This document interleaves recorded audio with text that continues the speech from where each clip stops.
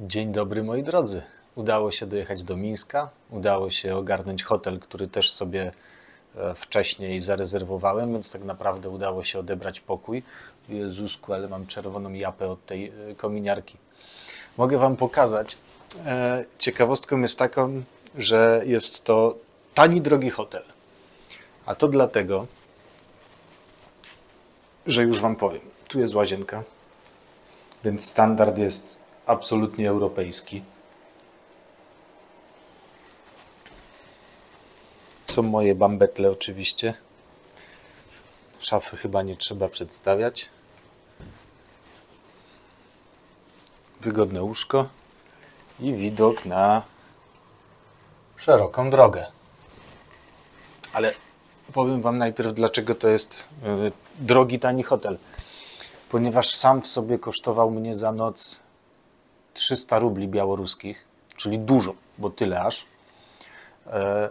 Ale jak patrzyłem sobie wcześniej na ceny noclegów w Mińsku, nie podając jakiejś specjalnej daty, to wahały się mniej więcej od 150 rubli białoruskich do, nie wiem, 250 gdzieś mniej więcej. No mówię o takich hotelach rozsądnych, a nie jakichś gangsterskich ze złotymi klamkami.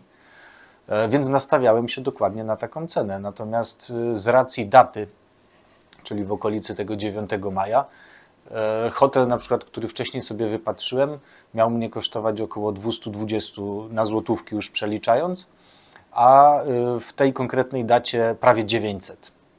Więc wszystko poszło bardzo do góry i już powoli myślałem, że nie znajdę nawet hotelu. Udało się znaleźć ten, on jest około 1,5 do 2 km od centrum, ale to sobie można pieszką spokojnie przejść. Nie jest aż tak daleko, można by też podjechać autobusem, jeździ praktycznie pod oknem, ale ja tam wolę jeszcze jednak piechotą pozwiedzać miasto. I udało mi się znaleźć przez przypadek ten hotel, który nie podniósł aż tak bardzo cen.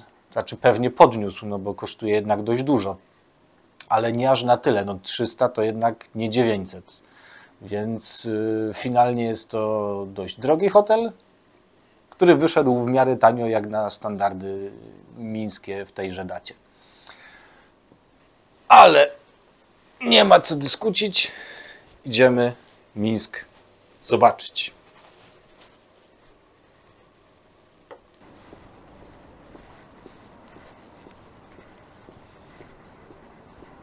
Tam chyba widać Jupitery od Areny Brześć. Areny Mińsk oczywiście. Dziwna pogoda się trochę zrobiła, bo rano cholernie zimno, w okolicy zera właściwie przed świtem. Teraz, dopóki wiatr nie wieje, to jest całkiem ciepło. Jak zaczyna wiać, to jest średnio. A ja wyglądam jak łajza ostatnia, bo tak, buty motocyklowe, spodnie normalne, koszulka sportowa, nerka na dupie i robocza kurtka, w której też jeżdżę na motocyklu. No nie wiem, czy można wyglądać jak większy łachmyta, niż ja wyglądam obecnie. O, to już widzieliśmy w Woronewie, Werenowie. Jakoś tak, nie wiem, o co z tym chodzi. Może potem poczytam. Na razie, żeby nie smęcić się tutaj w okolicy hotelu, to idę bardziej w kierunku centrum i zobaczymy, jak to wygląda.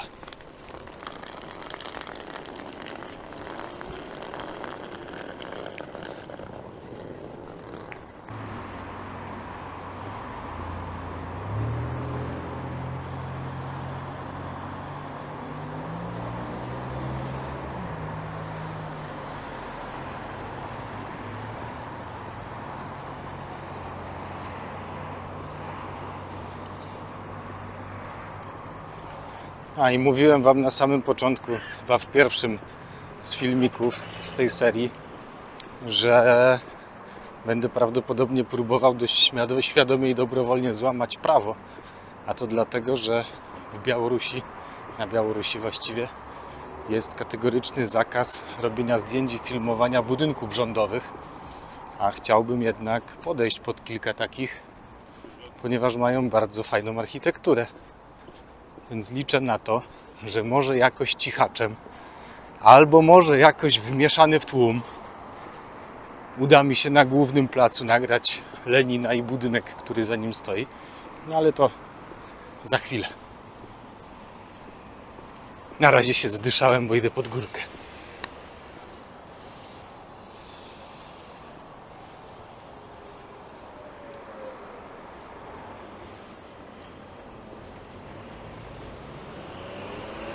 Jakby nie to, że nie ma żadnego połączenia kolejowego od nas, to pewnie w tym miejscu bym zaczął odcinek ze względu na to, że za mną jest dworzec główny, a drugim ikonicznym miejscem jest tak zwana Brama Mińska. Więc skoro Brama Mińska, to zapraszam do Mińska.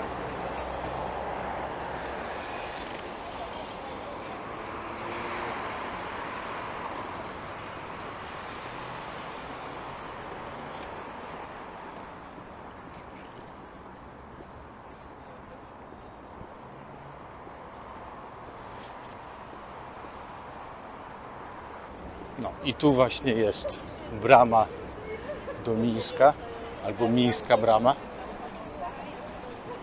Tam dworzec główny, kawał dworca faktycznie. Przecież wygląda trochę lepiej niż w Kijowie, nie wiem jak w środku. Muszę przyznać, że mam lenia, żeby tam iść po prostu i zobaczyć.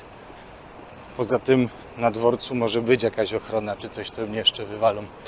A bardziej zależy mi na tym, żeby ten plac Lenina sobie odwiedzić. I zrobiłem taką małą, sprytną rzecz. Wszystko, co nagrałem do tej pory, mam na innej karcie pamięci, która w razie czego jest przykitrana w pudełeczku. A teraz po prostu mam nową. Jakby się ktoś przyczepił, no to w sumie nic nie ma. To jest też taki myk sobie wymyśliłem na granicy. Jakby mnie nie chcieli z jakiegoś powodu przepuścić albo się przypieprzyli, bo wiedzą, że mam kamerę, bo sobie tam spisywali protokół z przesłuchania, czy jakkolwiek to nie nazwać, więc mogą poprosić o to, żebym im pokazał po prostu, co jest nagrane. A oczywiście nie było tutaj nic kontrowersyjnego w tych materiałach, co nie zmienia faktu, że jakieś przypieprzanie się do braku pomników czy innych rzeczy, a jakby bardzo skrupulatnie chcieli się przypieprzać, no to mogliby coś kręcić nosem. A tak pokażę, że zwiedzałem sobie Mińsk, nic strasznego się nie wydarzyło. Pokażę im materiał z Dnia Zwycięstwa i tak to sobie wykminiłem, że to będzie dobry pomysł.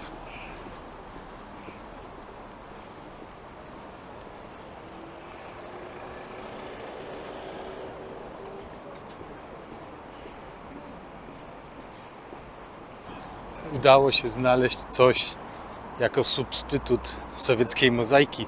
Widzicie te 80 lat tam na pewno. To jest związane jest to nawiązanie do oswobodzenia, czyli do wkroczenia Armii Czerwonej, która wkroczyła 3 bodajże lipca do Mińska. Nie traktują to jako oswobodzenie. Było to w 1944 roku, a więc w tym roku przypada równe 80 lat. Dlatego parada wojskowa związana z Dniem Zwycięstwa nie odbędzie się jutro, czy pojutrze, nieważne, 9 maja, tylko odbędzie się bodajże 5 lipca. Jeżeli przekręciłem, to poprawię, bo to jest ichniejszy Dzień Niepodległości. Oni uważają, że oswobodzenie przez Armię Radziecką przyniosło im niepodległość od nazistowskich Niemiec. I dlatego w tym roku parada będzie w lipcu, wojskowa. Oczywiście obchody normalne, huczne trwają co roku, a takie obchody huczne 9 maja będą w przyszłym roku, ze względu na to, że w przyszłym roku jest znowu równe 80 lat od tego Dnia Zwycięstwa, który jest uznawany, tak wiecie, tak faktycznie jako Dzień Zwycięstwa.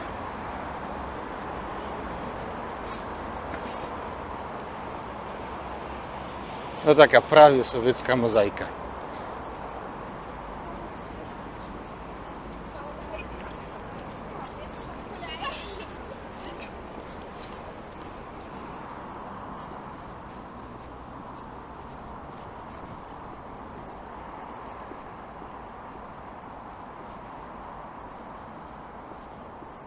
Właściwie to jest to taka trochę mozaika, tylko z większych kwadracików i z czegoś odblaskowego, takiego błyszczącego, bo mieni się w słońcu. Teraz nie widać. Teraz pewnie też nie widać, chociaż no ja widzę.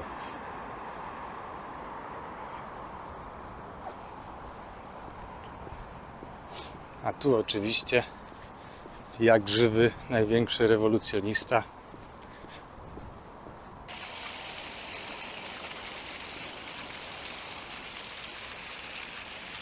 A dookoła fontanny tarcze z nazwami większych miejscowości, większych miast właściwie. O, ale dostałem po oczach, teraz nic nie widzę.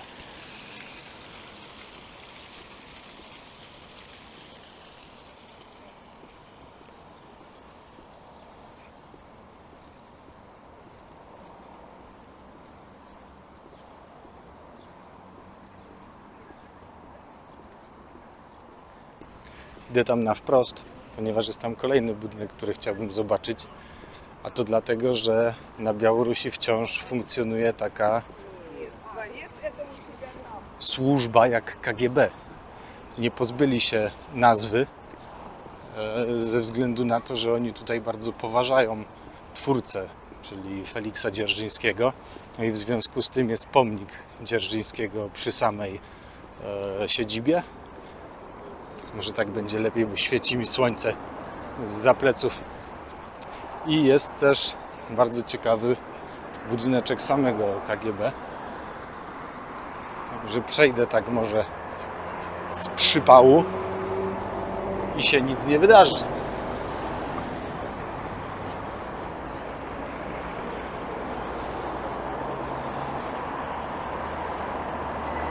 Czuję się tutaj na ten moment toćka w toćkę, jak na Chrzestiatiku w Kijowie. W sumie do tej pory nie wiem, czy to dobrze wymawiam. Chrzestiatik chyba powinno być, no nieważne. Szeroka ulica, po 3 pasy w każdą stronę, bardzo szeroki chodnik, jest bardzo szeroka ścieżka rowerowa, bardzo duży ruch, kupę ludzi i generalnie też bardzo mocno przytłaczająco, bym powiedział. A to właśnie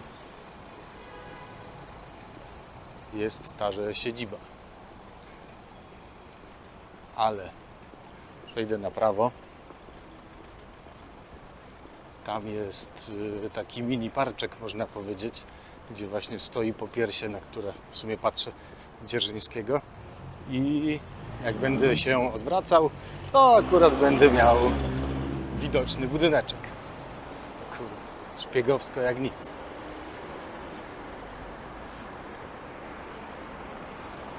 Nic mnie nie przejedzie, nic mnie nie przejedzie. Dobra. A otoż właśnie Feliks zwany Krwawym. Że wam kiedyś chyba mówiłem, że kiedyś tak dla śmiechu się mówiło, że Feliks Dzierżyński wielkim Polakiem był. Ale oni tutaj naprawdę go bardzo mocno szanują.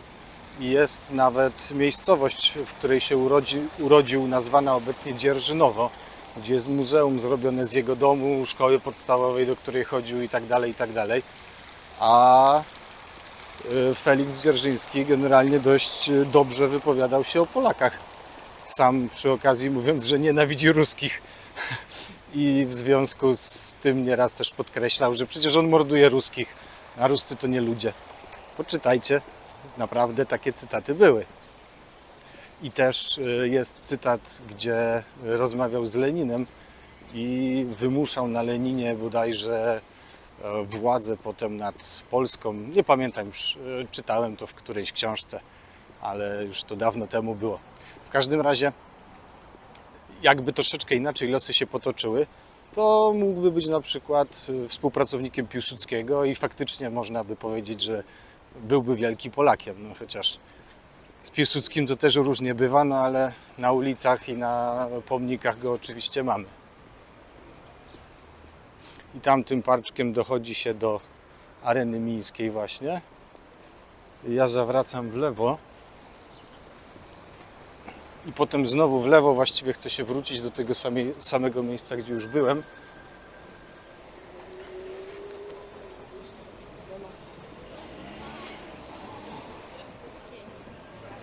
Ale mam jeszcze chęć, żeby pójść na Plac Zwycięstwa, czy jakoś tak się to nazywa, czy pod Monument Zwycięstwa. O, zobaczymy.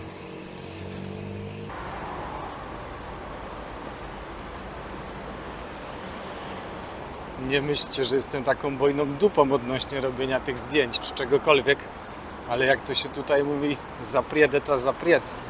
czyli zakaz to jednak zakaz. I zwyczajnie szkoda by mi było ewentualnie stracić tego wszystkiego, co się udało ponagrywać.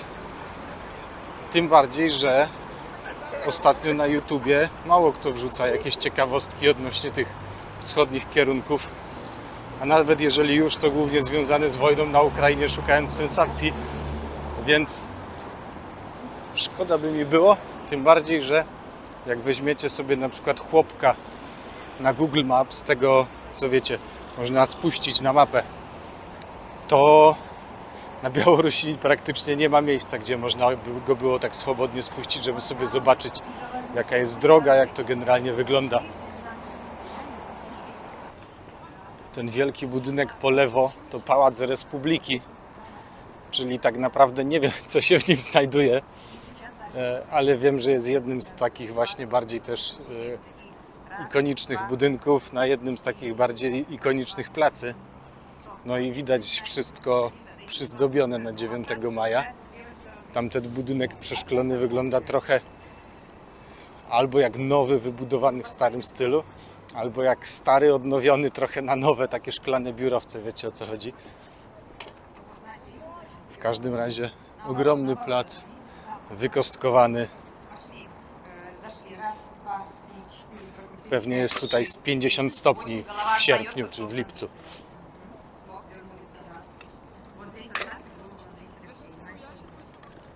И Визавик, Ксюша, и Полина. Полина уже спускается почти, Ксюша еще на середине.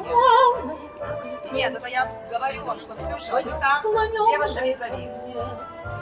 И кружится, и кружится пластинка в обратно, как память о войне. Стоим. Наконец фразы, все, вы стоите. У разбитого танка, у станка звучит в тишине. Здесь амплитуда должна быть, амплитуда Случилось тут тайна, и навстречу случайно.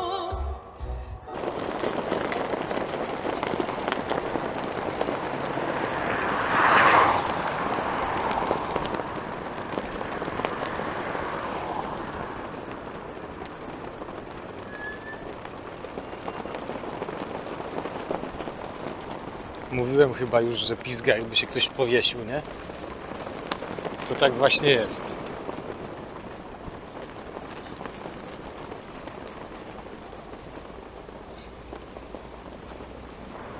Tu właśnie Plac Zwycięstwa i Pomnik Zwycięstwa. Oczywiście wiadomo, sowieckie płaskorzeźby, sierpy i młoty. Trochę podobny do tego na Słowacji, nie? Tyle, że tutaj zawsze wieczny ogień się pali. Kurde, nie wiem, gdzie jest ścieżka rowerowa, a nie wiem, gdzie mam iść. Ogarnij się. Można или запрет? А? Можно или запрет? Пока запрет, а вы куда?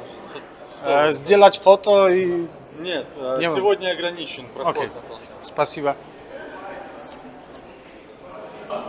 No, nie wolno, gdyż są przygotowania i próby.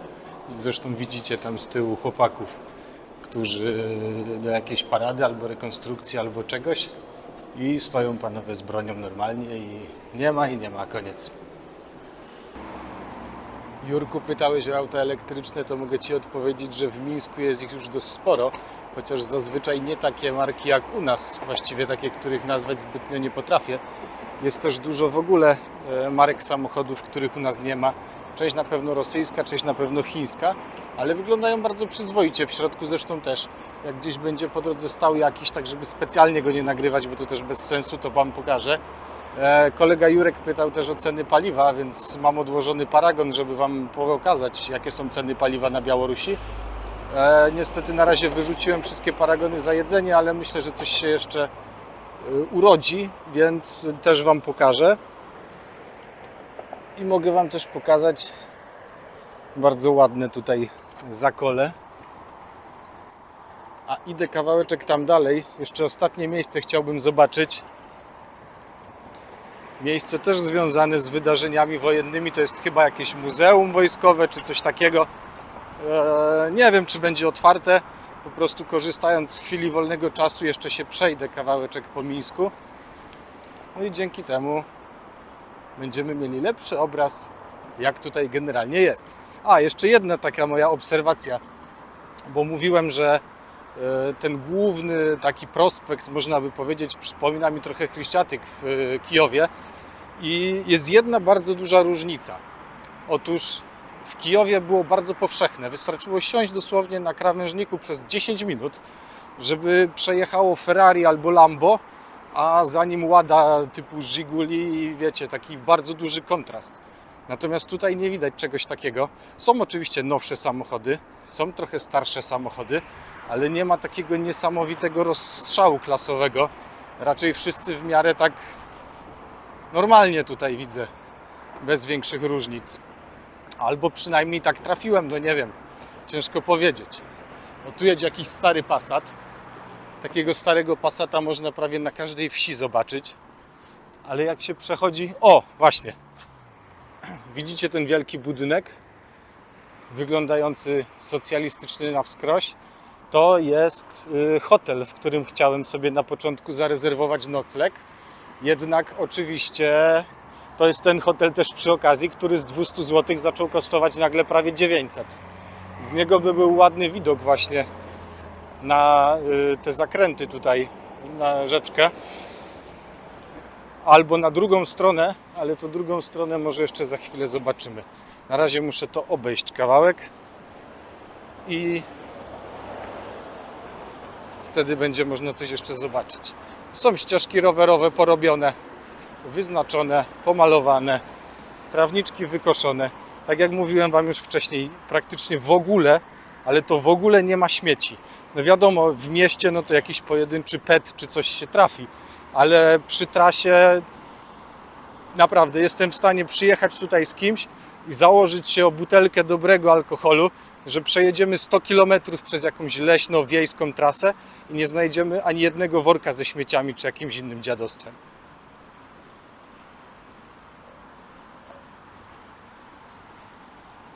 O, a tam chyba jest ta miejscówka, do której zmierzam. Zaraz to jeszcze obczaję. Mówiłem Wam z Brześcia odnośnie znaczenia Gorod Gieroj, więc nie będę się powtarzał. Jak będziecie chcieli, to sobie możecie wrócić, jakbyście nie widzieli.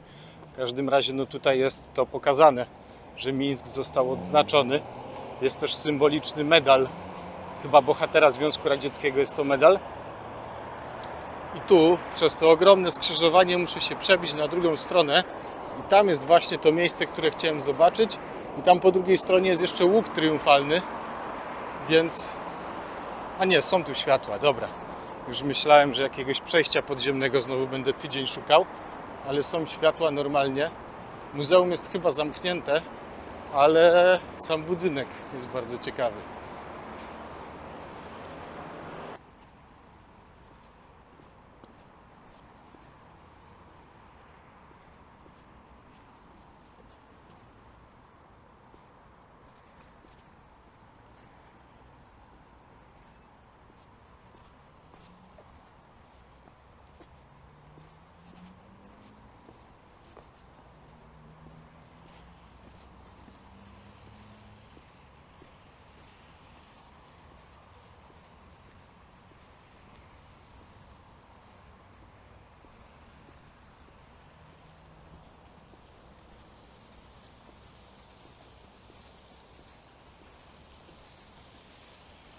Chyba im się trochę fontanna popsuła.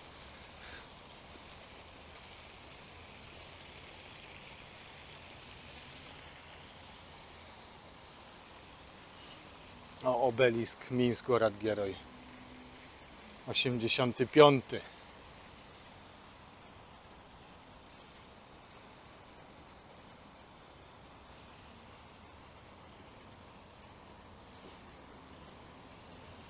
To teraz do łuku.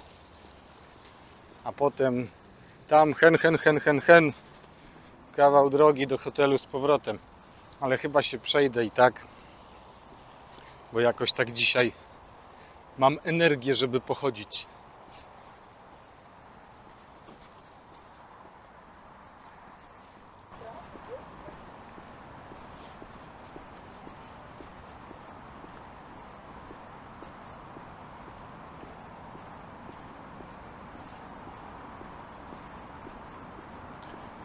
Muzealno-parkowy kompleks Pobieda, czyli muzealno-parkowy kompleks Zwycięstwo.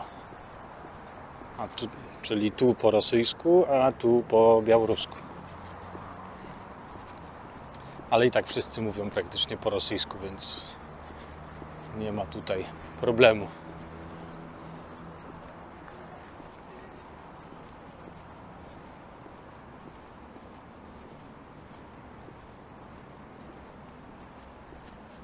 Tam jeszcze można iść dalej do parczku. To znaczy, wiecie, nie ma problemu. No, jest oczywiście problem taki, że za mało wciąż wiem tego rosyjskiego, ale nad tym się jeszcze da popracować.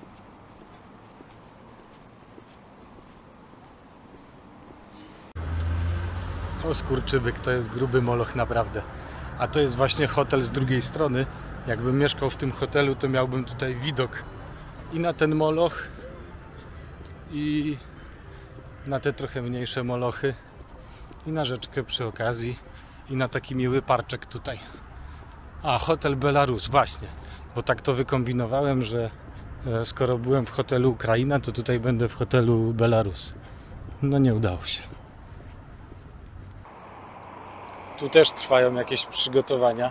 Właściwie gdzie tylko się nie pójdzie, żeby jakiś kawałek parczku był, to trwają jakieś przygotowania do jakichś pokazów. Więc właściwie nie trzeba się nawet daleko ruszać.